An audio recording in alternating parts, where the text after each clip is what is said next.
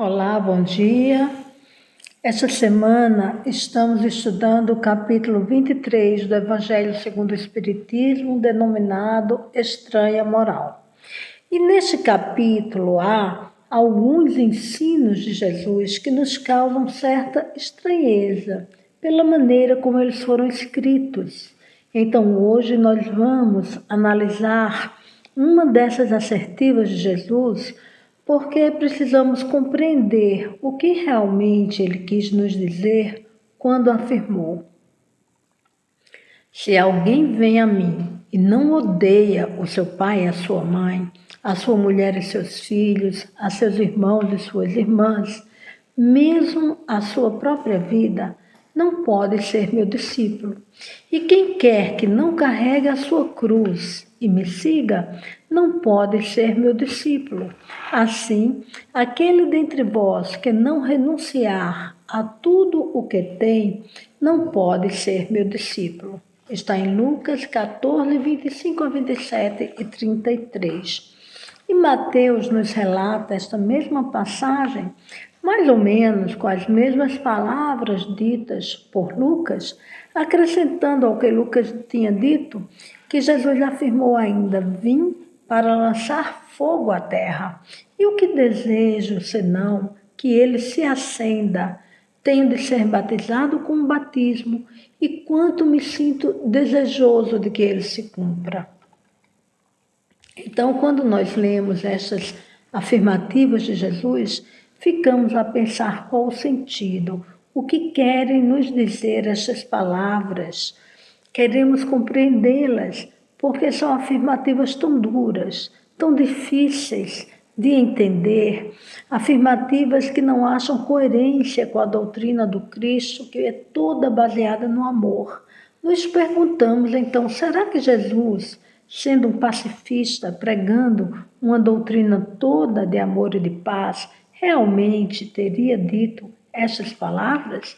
A doutrina espírita vem nos esclarecer que essas palavras foram realmente pronunciadas por Jesus, mas a maneira pela qual os discípulos as escreveram e como foram também estruturadas nas traduções que se fizeram do Evangelho ao longo do tempo, deixaram um sentido um tanto quanto equivocado das palavras de Jesus. Por isso, este capítulo do Evangelho, Kardec vem pôr luz à dúvida e mostrar o verdadeiro significado dessas palavras. Para compreendermos o que Jesus quis nos dizer, é necessário tenhamos em mente que nós, homens, temos encontrado em toda a nossa história dificuldade em aceitarmos o novo, as novas ideias, principalmente quando elas vêm modificar substancialmente a maneira como pensamos, como vivemos, como somos acomodados, rejeitamos o novo quando ele modifica muito a nossa maneira de viver. Mas nós não podemos deter o progresso. O progresso sempre vem, o novo sempre vem, como diz a música. Então, no decorrer da nossa história, muitas foram as ideias que, quando foram lançadas, modificaram de maneira profunda e duradoura o nosso pensamento, a nossa maneira de vivermos e de nos relacionarmos. Mas, por trazerem grandes mudanças, sofreram muitas resistências. Foi assim com as ideias do Cristo, mas também foi assim com a Revolução Francesa, por exemplo, que nos trazia os ideais de igualdade entre os homens, de liberdade da alma humana, da humanidade, de fraternidade. Foi assim com o Espiritismo, que nos trouxe a notícia da imortalidade do espírito, da reencarnação. E por isso sofreu e até hoje sofre perseguições, injúrias. Claro que no passado sofreu muito mais, mas estes debates são necessários para dar conhecimento a todos das novas ideias, das ideias que estão nascendo. E não aceitamos com facilidade estes pensamentos grandiosos que abalam as estruturas do mundo, porque nos falta ainda capacidade espiritual, maturidade espiritual para entendermos as verdades celestes. Por isso, as revelações de Deus aos homens se dão de tempos em tempos, e à medida que eles vão assimilando a verdade já trazida. Então, Deus não nos manda muita coisa de uma vez só. Ele nos manda uma ideia e deixa o tempo para debatermos, para assimilarmos, para discutirmos, até aceitarmos totalmente. Essa maturidade nós só vamos adquirir com o tempo, com as encarnações, com o desenvolvimento, tanto da moral como também da inteligência. E no capítulo, Kardec nos mostra a evolução das ideias dos homens e das ideias cristãs ao longo do tempo. Nos cita, por exemplo, as ideias de Sócrates, que vieram trazer e dizer, em termos mais ou menos iguais, tudo aquilo que Jesus disse. E, no entanto, a sua doutrina não prosperou, porque ainda não era o tempo. O paganismo ainda não estava totalmente gasto. Sócrates estava então preparando o caminho para as novas ideias que Jesus viria nos trazer 400 anos depois. Jesus nos trouxe a segunda revelação de Deus aos homens, porque a primeira foi trazida por Moisés, que a trouxe na hora certa, e Jesus a trouxe na hora certa quando o paganismo já tinha se desgastado bastante. Sua doutrina toda de amor, de paz, de misericórdia, foi primeiro mostrada, trazida aos judeus, porque eles já traziam, já tinham o conhecimento da existência de um Deus único. E, posteriormente, essas ideias foram levadas ao resto do mundo, aos gentios, por Paulo, que pudemos então compreender e viver essa mensagem do Cristo. Nos mostrou Jesus, em sua doutrina de amor, que Deus, o nosso Pai, não era um Pai vingativo, como estava antes no pensamento comum das pessoas. Ao contrário, era um Pai amoroso, piedoso, cheio de misericórdia, embora justo. Nos ensinou também que deveríamos amar o nosso irmão, como amamos a nós mesmos. Perdoar 70 vezes 7. Ou seja, infinitamente, perdoando as ofensas tantas quantas vezes fossem necessárias. Nos ensinou a amar os nossos inimigos, fazendo bem aos que nos fizessem o mal e orando e pedindo pelos que nos caluniassem e perseguissem. Em lugar do rigorismo farisaico, na observância dos ritos exteriores, Jesus pregava que o que eleva o espírito é a pureza do coração, é a mansidão, é a misericórdia, a humildade, a caridade. Então, essa doutrina, toda baseada no amor, no sentimento, chocava os homens da época, porque não podiam compreender, eles não aceitavam um Deus piedoso, um Deus misericordioso, que tratava todos como Pai, que é. Na época, nós ainda éramos muito rudes, entendíamos então justiça como vingança. Até hoje, há quem entenda justiça como vingança. Entendíamos o poder de Deus como as vitórias do nosso exército contra o exército do nosso irmão, a destruição do irmão que morava em outras terras e que se opunham ao nosso interesse. Esse era o entendimento da maioria das pessoas, que nós tínhamos na época um entendimento que Deus era esse ser. Mas aos que estavam cansados, oprimidos, que eram mais sensíveis, aquela doutrina do Cristo, de amor, de esperança, atraía, encantava, pela pureza, pela generosidade, pela brandura com que ele falava aos corações que estavam sedentos, carentes de amor. E esta nova doutrina vinha arrancar pela raiz todo o equívoco que se tinha estabelecido pelas diversas seitas judaicas que, pretendendo cada uma falar a verdade, ter a verdade sobre a lei de Deus, haviam espalhado o vazio, a descrença e a dor. E por isso, na época, Jesus foi tratado com tanta dureza, com tanta aspereza, com tanta brutalidade. Jesus sabia que quanto mais opusessem o terror ao amor, quanto mais fizessem isso, opusessem a morte à vida, mais a sua doutrina atrairia espíritos carentes, porque é da essência humana ser atraído pelo amor. O amor é uma força irresistível, é divino, e qualquer outro sentimento que se lhe opunha é temporário, não perdurará, desaparecerá com o progresso da humanidade. Então, quando lemos alguma mensagem no Evangelho, devemos procurar compreender o seu significado, o seu espírito, conforme nos disse Paulo na segunda carta aos Coríntios 3,6. A letra mata e o espírito vivifica. Ou seja, devemos tirar da letra o seu espírito, o seu entendimento, o seu significado, interpretá-la, nunca interpretar literalmente. Jesus sabia qual era o estágio de desenvolvimento que nós nos encontrávamos naquele momento, naquele tempo. Tanto o nosso desenvolvimento moral, quanto o nosso desenvolvimento intelectual, a nossa inteligência. Ele nos conhecia, conhece cada um pelo seu nome.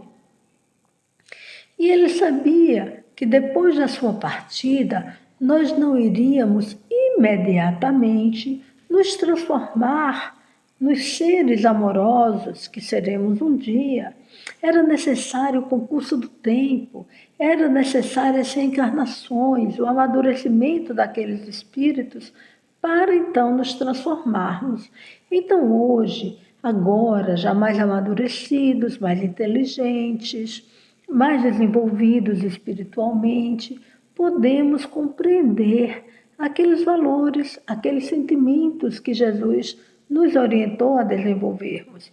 Podemos entender que o nosso Pai é um Pai de amor, de misericórdia, e não é um Deus de vingança, que nos cabe caminhar nesta ida em relação ao futuro, nos disciplinar, optando por outras formas de ver a vida, outro entendimento, nos abrirmos para novas ideias.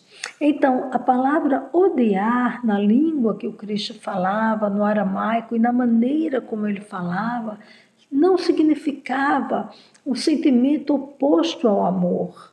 Significava, sim, amar menos, dar preferência a. Jesus nunca quis nos dizer para odiar como compreendemos hoje, porque ele nos ensinou a amar. Falou que se nós amarmos mais os parentes que a ele e a Deus Pai, não somos dignos dele. E a separação que o Cristo nos fala, que veio trazer, é essa. É a separação daquele que dá mais valor ao que sente, ao que quer, do que a palavra de Deus.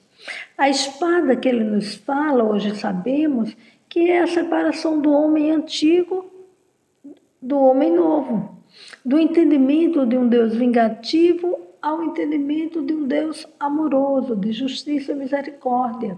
Este novo homem que somos hoje, que não admite a separação dos familiares por diferença de crença, já é o homem a caminho daquele homem que será um dia aquilo que Jesus nos pediu para ser, nos ensinou a ser.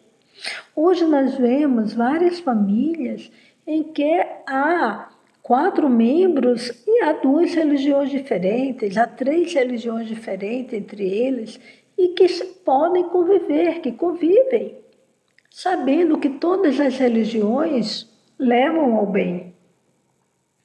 Esta hoje é a nossa espada. É a espada que separa o entendimento da paz do entendimento da guerra, da discórdia. A paz construída a cada dia pela vivência dos ensinamentos do Cristo e não pela denominação religiosa. Jesus jamais nos orientou para levantarmos a espada contra outro, jamais. Nosso mestre, na hora em que estava sendo preso, quando Pedro, desesperado para defender Jesus, puxou a espada e feriu o soldado, nosso mestre nos disse: Pedro, embainha a tua espada.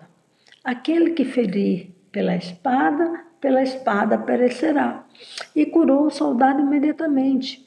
Em outro momento, que encontramos esta lição em Mateus 5, 43 a 47, em outro momento, Jesus disse: aquele que falasse alguma palavra rude contra o seu irmão, mereceria ser condenado, querendo nos dizer para não ferir o irmão sequer com palavras. Quem dirá fisicamente, que dirá guerrear para matar o irmão ou instituir a discórdia entre os membros de uma mesma família, separando irmãos em lugar de juntá-los. Os espíritos superiores, pela codificação de Kardec, nos esclarecem que quando Jesus nos disse: não creais que eu vim trazer a paz, quis dizer o seguinte: não creais que a minha doutrina se estabeleça pacificamente. Ela trará lutas sangrentas, tendo por pretexto o meu nome, porque os homens não me terão compreendido ou não me terão querido compreender. Os irmãos, então, separados pelas suas respectivas crenças, desembainharão a espada um contra os outros, e a divisão reinará no seio de uma mesma família, cujos membros não partilham da mesma crença. Vim lançar fogo à terra para expungi-la dos erros e dos preconceitos, do mesmo modo que se põe fogo a um campo para destruir nele as ervas más. E tenho pressa que o fogo se acenda e que a depuração seja mais rápida, visto que do conflito sairá triunfante a verdade. À guerra sucederá a paz, ao ódio dos partidos, a fraternidade universal, às trevas do fanatismo, a luz da fé esclarecida. Então, quando o campo estiver preparado, eu vos enviarei o Consolador, o Espírito de verdade, que virá restabelecer todas as coisas, isto é, dar a conhecer o sentido verdadeiro das minhas palavras, que os homens mais esclarecidos poderão, enfim, compreender, por a termo a luta entre os irmãos e que desune os filhos de um mesmo Deus. Vimos que as discórdias, as revoltas e as guerras feitas em nome de um Deus exclusivo não foram determinadas pelo Cristo. Compreendemos que o fogo ao qual Jesus se referia e que queria que abrasasse a terra é um símbolo que representa a limpeza, o melhoramento, o aperfeiçoamento da terra. E coletivamente, este fogo, essa queima, representa também a extinção dos falsos conceitos, das falsas ideias, das aparências exteriores, da hipocrisia. E, particularmente para cada um de nós, esse fogo representa a nossa purificação espiritual, que se dá em etapas pela superação dos nossos maus hábitos, dos nossos vícios, modificações que levam tempo, e por isso o Pai nos concede várias encarnações e dentro de cada encarnação várias oportunidades. A doutrina espírita nos mostra que à medida que compreendemos as causas dos nossos sofrimentos, a necessidade de evoluirmos moralmente em encarnações sucessivas, nos esforçando para pormos em prática as virtudes que Jesus nos ensinou no Evangelho, estamos nos purificando. como se estivéssemos sendo passados no fogo. A vivência do amor é o fogo que nos purifica.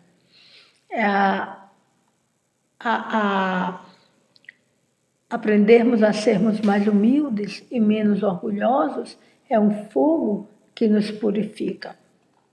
E por isso Jesus queria que ele nos abrasasse o mais depressa possível.